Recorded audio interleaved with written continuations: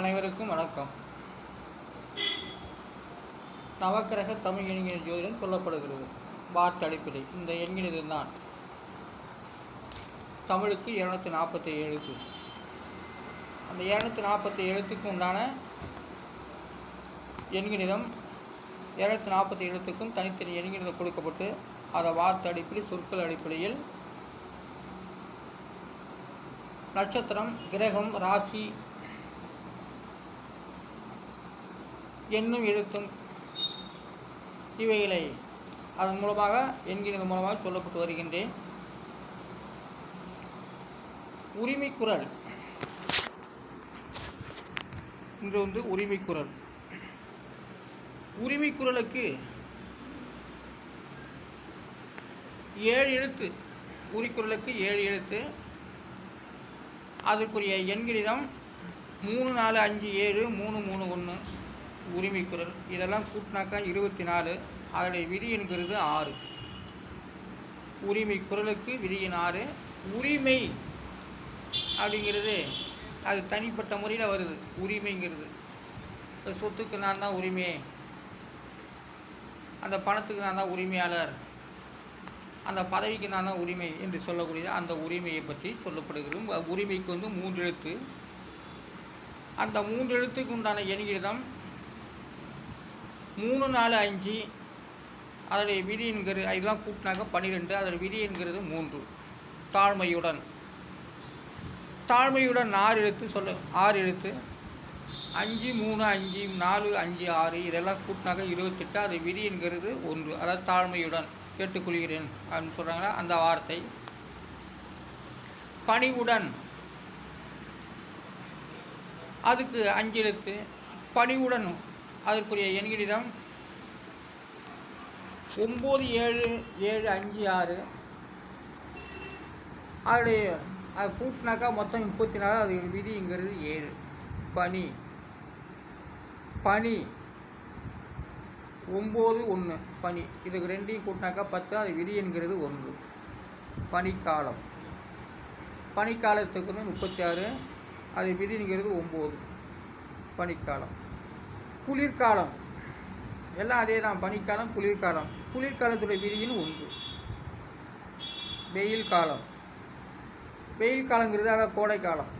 வெயில் காலம் 6 எழுத்து.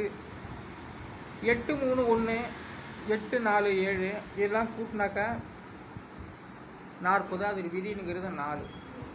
அதாவது விதிங்கிறது 4 31. உஷ்ண காலம் அதுவும் விதிங்கிறது 4 தான். வெப்பம் 3. வெப்பங்கிறது 3. அப்போ வெப்ப காலங்கிறது அது 4 3 4 வெப்ப காலம்லாம் விதியின் 4. அப்போது இந்த எண்கிற பிரகாரம் வெயில் காலங்கிற விதி இன்னும் 4 தான். வெப்பக்கால விதி என்கிறது 4 தான். உஷ்ண கால விதி என்கிறது 4 தான். அப்போ இதையெல்லாம் நமக்கு ஒரே சாணத்தின் அடிப்படையில், நட்சத்திர அடிப்படையில், கிரக ராசி பலன் அடிப்படையில் என்னும் எழுத்து பிரகாரம் இந்த எண்ணிற்கு சொல்லப்பட்டு வருகின்றேன். வெப்பக்கால 4, உஷ்ணகால 4, வெயில் கால 4. இப்படி இந்த வெயில் காலத்துக்கு அதனுடைய விதியை சரியாக காட்டப்பட்டு வருகிறது. பொதுவாக செவ்வாய்க்கிழமையும் சனிக்கிழமையும் வெப்பங்கள் வெயில் காலத்தில் வெப்பங்கள் குறைந்திருக்கும். அதே வெயில் காலத்தில் இது குளிர்காலத்தில் செவ்வாய் சனியில் மேகங்கள் பூமிக்கு மழை கொண்டு வரும். பொதுவாக அஷ்டமி நவமியெல்லாம்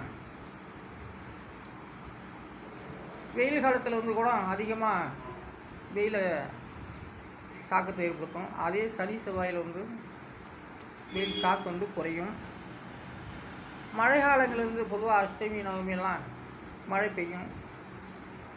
இப்பெல்லாம் ஒரு கணக்கு இருக்குது. அதனால் கரிநாள் என்றதுக்கெல்லாம் ஒவ்வொரு கணக்கு உண்டு. மரண யோகம், கரிநாள் இந்த மாதிரி நாட்கள்லாம் பொதுவாக மழைகள் பெய்யும். வெப்பங்கள் கொஞ்சம் குறைந்து இருக்கும். இப்பெல்லாம் ஒரு கணக்கு இருக்குது. அதனால் வெப்பம் 3, வெப்ப காலம் 4, உஷ்ணகாலம் 4. அப்போ 4ஆவது நம்பர் உஷ்ணத்தையே ஏற்படுத்தும். வெப்பகாலங்கிறத அதிகரிக்கக்கூடும். அப்படி இருக்கின்ற நேரத்தில் சில ஆகாத திதிகள் காலத்தில் தான் வெயில்கள்லாம் சுட்டரிக்கும். ஆனால் அந்த அஷ்டமி நவமின்னு வந்தால் வெயிலெலாம் கொஞ்சம் சற்று குறையும். மரண யோகத்தெல்லாம் சற்று குறையும். கரினாலாம் சற்று குறையும் விஷயம். அதனால் இந்த எண்கிற பிறகு வார்த்தை அடிப்படையில் சொல்லப்பட்டு வருகின்றேன். அதனால்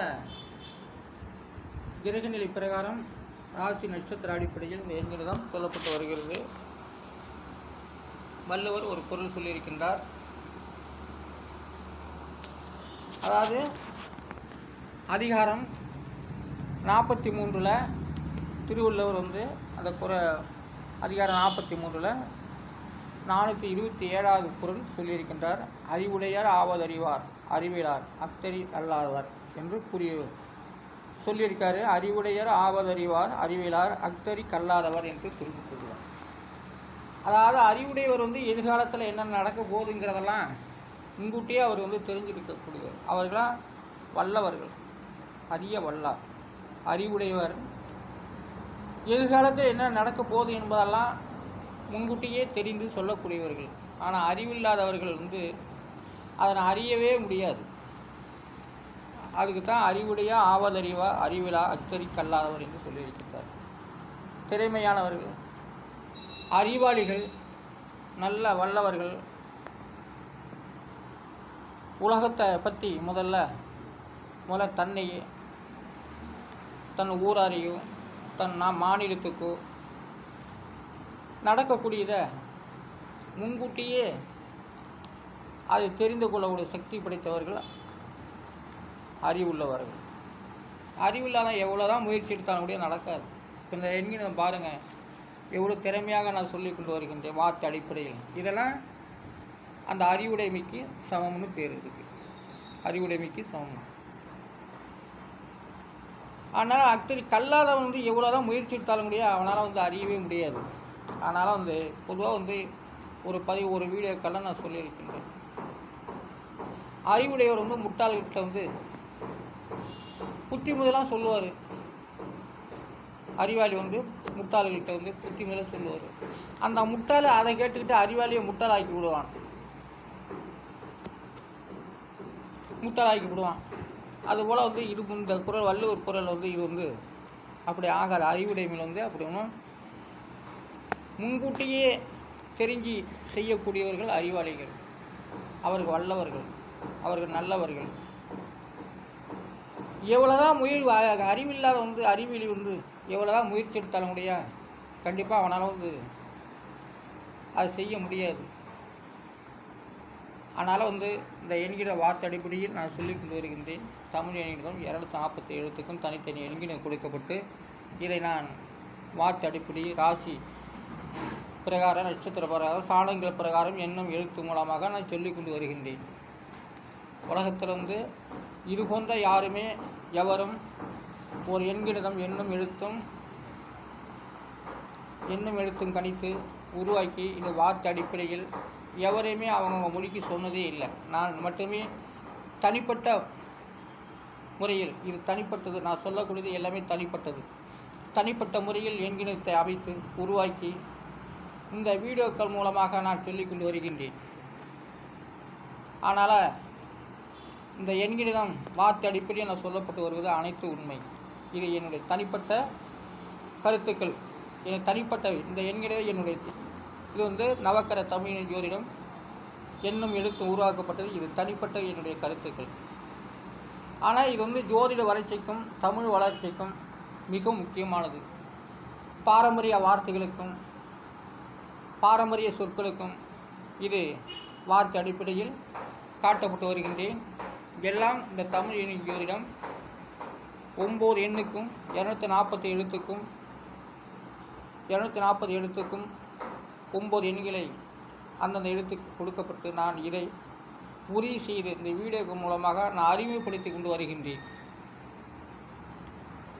அதனால் உலகத்தில் வள்ளுவர் அதாவது சொல்லியிருக்காரு, அறிவுடையவர்கள் பொதுவாக என்ன நடக்க போகிறது, உண்மையானது எது என்பது கண்டறியக்கூடியவர் தான் அறிவுடைமை. அறிவாளிகள். அதனால் அவன் சில பார்த்தது அப்படியே பார்த்து கூட சொல்ல எவ்வளோ தான் முயற்சி எடுத்தாலும் கூடிய அவனால் முடியாது. அறிவிலிகளால் எதுவுமே முடியாது. அறிவாளிகளால் முடியும். அறிவிலிகள் இதை நானும் செய்வேன், என்னாலையும் முடியும் அப்படிங்கிறது அறிவிலி. அவனால் எதுவுமே செய்யவே முடியாது. அறிவிலி. இப்போ அறிவாளி திறமையுடையவர், அறிவிலி முட்டாள்தனம் உள்ளவர்கள். அதனால் அறிவிலி என்பது சில நேரத்தில் போட்டிக்கு வருவார்கள். ஏன்னா நம்மளுக்கு பார்த்துட்டான் தெரிஞ்சுக்கிட்டா அதெல்லாம் அவன் செய்வான். ஆனால் முடியாது அவனால். அதனால் இந்த அறிவுடைய ஆவதறிவார், அறிவில் அக்தறிகல்லாதவர். அறிவுடையவன் எதையுமே முன்கூட்டி எதிர்காலத்துக்கு தகுந்ததே உறுதி செய்வான். ஆனால் அறிவிலிகள் கல்லாதவன் அவனால் எதையுமே செய்ய முடியாது. சொல்லி கொண்டு இருக்கலாம், நடைமுறைக்கு ஒத்து வராது.